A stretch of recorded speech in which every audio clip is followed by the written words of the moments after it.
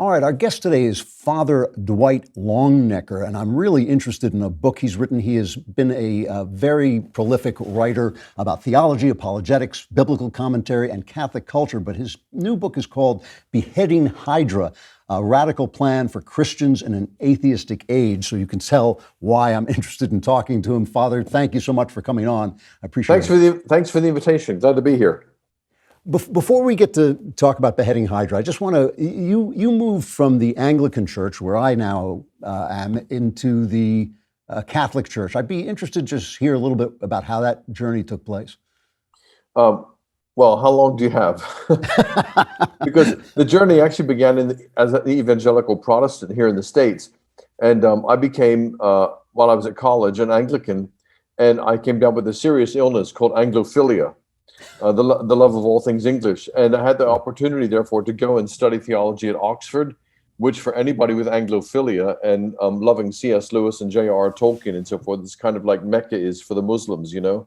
So I was there for 3 years to study theology, and the door opened up for me to be a priest in the Anglican Church, in the church in England. And it was during my time there that I made a pilgrimage hitchhiking from England to Jerusalem, staying in monasteries all along the way. And this got me deeper into the Catholic faith and realized that actually in Anglicanism, I had gone back to England like 500 years, but then traveling across France and Italy and Greece to the Holy Lands, it was kind of like going back in time further into and there I found the Catholic Church, which was the Church of Antiquity. Okay. So Beheading Hydra, a great title. Obviously, the Hydra, a multi-headed beast, and every time you cut off one of his heads, more grow back. Who is the Hydra that you're referring to? Well, the Hydra, if you remember your Greek mythology, as you say, is a multi-headed beast that lives in the swamps of Lerna. So if Washington is a swamp, then maybe there's an applicability there. And the swamps of Lerna are the swamps. Lerna is a fetid lake, which is at the gates of hell. So the Hydra is a beast from hell, basically, a demonic beast with multiple heads that are like serpents. And when the hero, Hercules, cuts one off, two more grow back in its place. So I use this image from Greek mythology to be a kind of symbol of the different forms of atheism which are in our society, all through our society, which are very insidious, and sure enough, you cut the head off of one and two more grow back in its place. And that's a pretty good description of the general culture going on.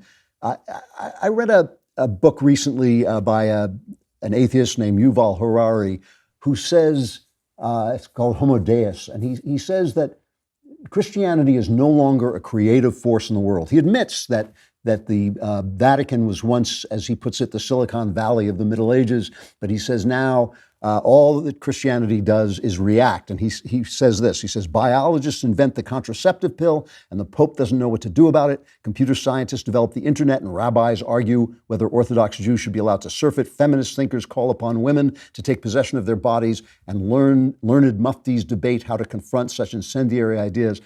Has he got a point? Is Christianity no longer a creative force the way it was in the Middle Ages? Well, you actually mentioned Christianity with about 4 other religions there. I think he's probably talking about religion being a reactive force. He is, but, yes. You know, I always get a little bit leery when people talk about Catholicism or the church or Christianity in general terms, because, of course, Christianity is made up of Christians and Catholicism is made up of individual Catholics.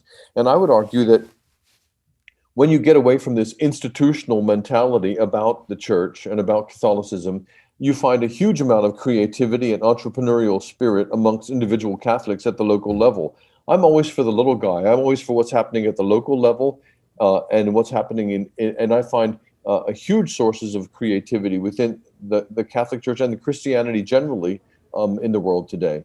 But perhaps not in Western culture in Europe and America so much. But if you go to Africa and India and Asia and the Philippines, there's a huge amount of vitality and life in the Catholic Church still.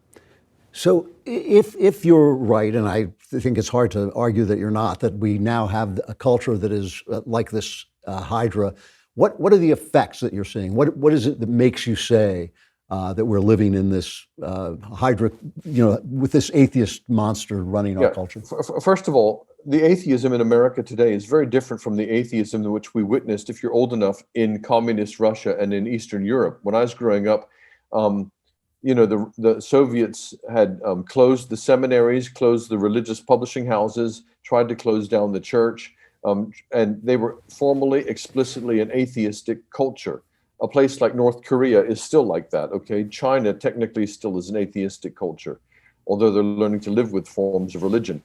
In America today, however, the atheism is much more subtle. It's woven into every aspect of our society, our politics, our media, our educational system, with lots of different ideologies and philosophies which have developed over the last 500 years. It's kind of like we're now living in the inheritance that we have from the Protestant Revolution, the Enlightenment, the Industrial Revolution, the French Revolution, the Russian Revolution, the Sexual Revolution, the Technological Revolution. We've had all these revolutions over the last 500 years, and modern contemporary America is the beautiful result.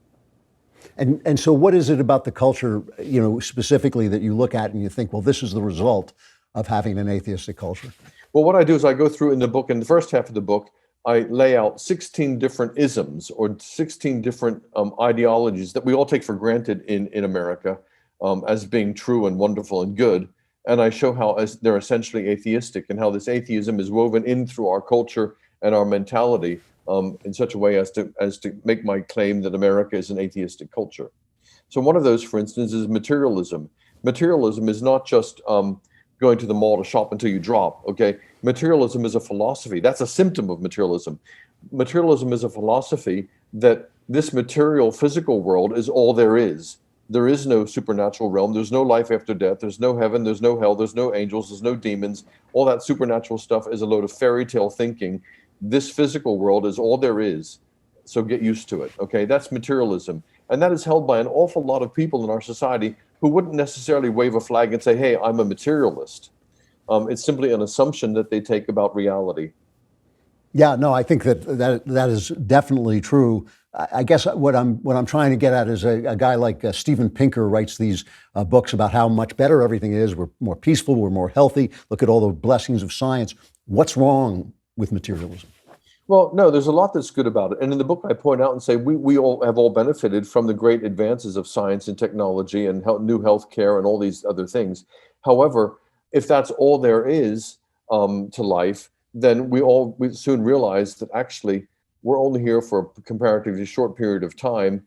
And if that's all there is, it's kind of a gesture of despair. So I'm going to live longer. Oh, that's great, but I'm not going to live forever. I think Woody Allen's pretty good on that sort of thing, where he expresses the angst of, I think in one of his films, it says, In Love and Death, he says, it's okay living longer, but I don't want to live longer. I want to live forever. Right. And likewise, with all the advances that we've had in technology, all the gadgets we have, Netflix and iPhones and whatever else, terrific. It makes our life wonderful. All the healthcare we have, great. But look how worried everybody is over COVID. So has it really solved our problems? I'm not convinced, actually. So then how do you, when you use a metaphor like the Hydra, and the book again is called Beheading Hydra, A Radical Plan for Christians in an Atheistic Age by Father Dwight Longenecker. When you use the Hydra as a metaphor, it's pretty daunting. It's pretty daunting to think that every time we cut a head off the materialist beast, two are going to grow back. What kinds of responses do you think we should be making?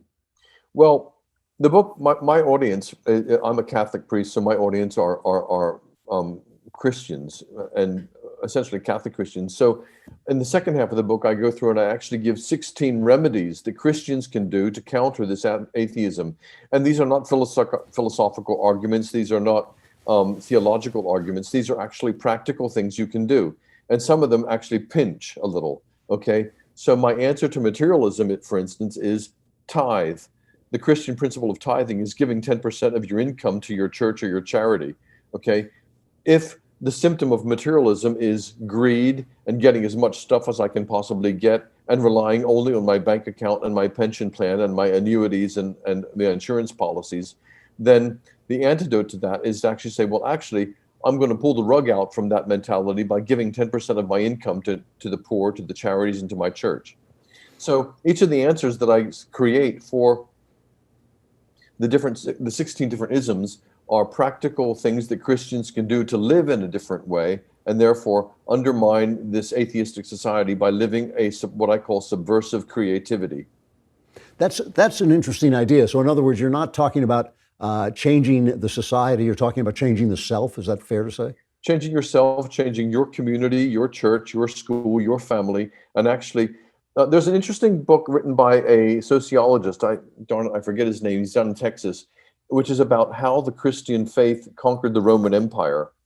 And he basically says the Roman Empire was a cruel, bitter, bloodthirsty society full of plague, fire, devastation, overpopulation, huge problems. And Christianity comes into the middle of this. And these are people who, even if they don't always succeed, they believe that you can love one another. They believe that husbands should love their wives, not treat them like slaves. They believe that women should have equal rights. They believe that children are valued. They should not be aborted and thrown in the trash heap or flushed down the toilet after they're born. And these Christians exist in this loving community. And the sociologist says, by the time Christianity became the state religion of Rome, already nearly half of the population in the major cities of Rome had been converted. But they weren't converted by an imperial edict. They were converted by the example of Christians who were living a radically radiant kind of life of goodness, truth, and beauty. And other people said, hey, I want what they have. You know, I've often noticed that the media is very good at taking Christians and immediately cornering them into a place where they begin to seem small-minded and condemnatory, to counter the kinds of things, the kind of appeal that you're talking about. I had Carl Trueman on, and I know you admire him. I admire him very much. His book is spectacular, I think. But I said to him, you know, there are ways in which our culture has become more tolerant as a materialist culture. I mean, we don't arrest gay people for being gay anymore. Many churches have women preachers, where the Catholic Church doesn't. Is there a way that a materialist society is more tolerant and open than a Christian society? Yeah, I don't know that that's true. I don't know whether you've read Tom Holland's book, Dominion. Yes, yeah, I love Okay. it. Yeah, I was in correspondence with Tom about his book and with Carl Trueman. And Tom basically makes the very good point that all of the virtues that we consider to be wonderful in this atheistic culture I'm talking about actually have their roots in Christianity. So the toleration you're talking about is actually a Christian virtue. Now, we may have been, as Christians, we may have been hypocrites and not practiced it as much as we should have over the years. That's certainly true. Okay, but it is at heart a Christian virtue. Toleration is not something you find in the ancient pagan societies, okay? I was reading the Psalms the other day, and the ancient Hebrew society was not tolerant. The psalmist is saying, thank God that you've given me the strength and the energy to crush my enemies. I have crushed them under my feet. I have swept up their blood. The dogs have come and licked their blood from my city streets, and you know, the kind of stuff. The ancient world was not a tolerant society. Toleration was not considered to be a virtue except for Christianity, who came along and Jesus said, guess what? You should love your enemy, okay? Bless those who curse you, okay? That is the root of toleration, being kind to your neighbor. Love your neighbor as yourself. This is a Christian virtue. You know, when I work in the field of the arts, I've spent my life in the arts, and one of the things that I find very frustrating is that Christian art, which used to be the greatest art in the world, I mean, it is Christian ideology that created Bach and Michelangelo and Dostoevsky. It has now become kind of vapid, in my opinion. I mean, Schopenhauer called it banal optimism. Yeah. Well, the problem with modern Christianity, which I outline in the book, is that actually the red-blooded supernatural religion, which Christianity really is, which comes face to face with the darkness of mankind and the darkness of human history and grapples with it and wrestles with it, which I really dealt with it in my book, Immortal Combat, which was the one just before this book. That kind of red-blooded, supernatural, radiant Christianity has been transformed in America into something which has been called moralistic therapeutic deism. And that is simply moralism, a form of rules for respectability, basically. Therapeutic. Christianity has become sort of like a version of Oprah Winfrey, okay? And deism, meaning that God is out there somewhere, but he doesn't really interfere in my life. And so modern mainstream Protestant Christianity, and I'm sorry to say, a huge chunk of my own church and the Catholic Church has become no more than moralistic therapeutic deism, a kind of, as you said, a bland optimism. Let's just be nice to one another, but let's just be tolerant to one another, and nothing more than toleration, nothing more than church has become, sermons where hip hop preachers stand up and say, we're here to help you with your struggling marriage, with your troublesome teens, and if you have an addiction problem, come on Wednesday nights because we can help you with that too. That's not Christianity. That is kind of like I say, it's a Oprah Winfrey with a cross. Yeah. Well, my last question: someone comes to you and says, "Well, yeah, I see there are a lot of problems in the world, but I've got my Netflix, and I've got some dope, and I've got a girlfriend, boyfriend, whatever I've got. What do I get? What are you offering me with a life of faith that I don't already have?" I would say, are you going to settle for that? Is that your life? Netflix and bonking and fast food takeaways? Is that it?